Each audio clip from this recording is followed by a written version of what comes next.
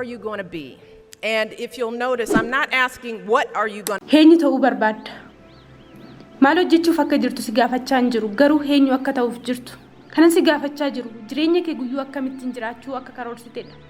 Hojiin laphee keessiif karoorse yoo dhabde akkamitti simatta? Barsiisota warra ta'uuf jirtan hunda keessaniifuu yoo barattoonni keessan barnoota kennuuf jirtan irratti yoo callisan maal gochuuf jirtu? Daldala keessa seenuuf warri jirtaniif hojiif kaayyoo ulfaataa itti gaafatamaan keessan siniif kennuuf duubdeebii akkamii qopheeffattan? Haalota kana hunda ilaaluun eenyu akka taane nu ibsa.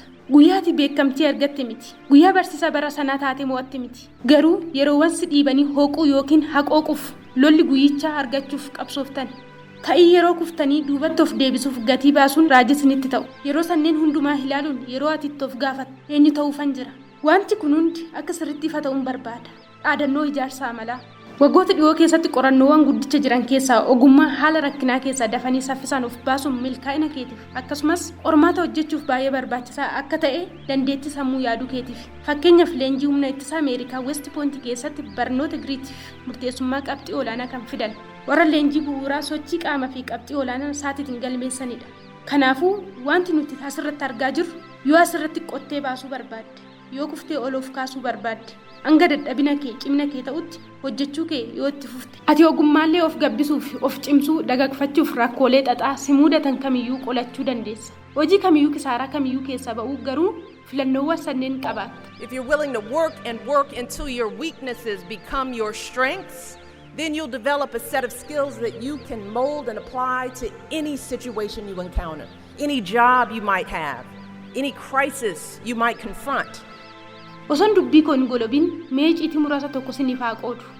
Ogummaa hojii kootiin akka hoggantuu dargaggoota dhibbaan lakkaawamanitti yeroo ogeetti seeraa turetti akka bulchituu yuunivarsiitii tokkootti akka hoggantuu tola ooltuu tokkootti ammayyuu akka giiftii duree tokkootti hanga ammaatti gonkumayyuu nama tokkoof illee afgaaffii qabxii aknaaf ibsuuf gaafadhee hin beeku yookiin qabxii dareetti inni fide gonkumayyuu si'a tokkoof illee beeksisa hojii namoota manneen barnoota olaanaa dhuunfaa akka Ivy League keessatti baratanii fi manneen barnoota mootummaa bahanii jedhee adda baasee gonkumayyuu gaafadhee filadhee hin beeku. Wanti addatti ilaalu nama akkamii akkanaatti taate qofa. Hojjetaa cimaadha?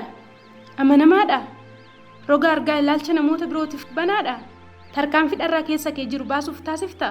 Namoota biroo gargaaruuf fedhii qabda? Uffata wal fakkiidhaan jiraatullee karaa biyya keettiin gargaartu yaaltee beektaa?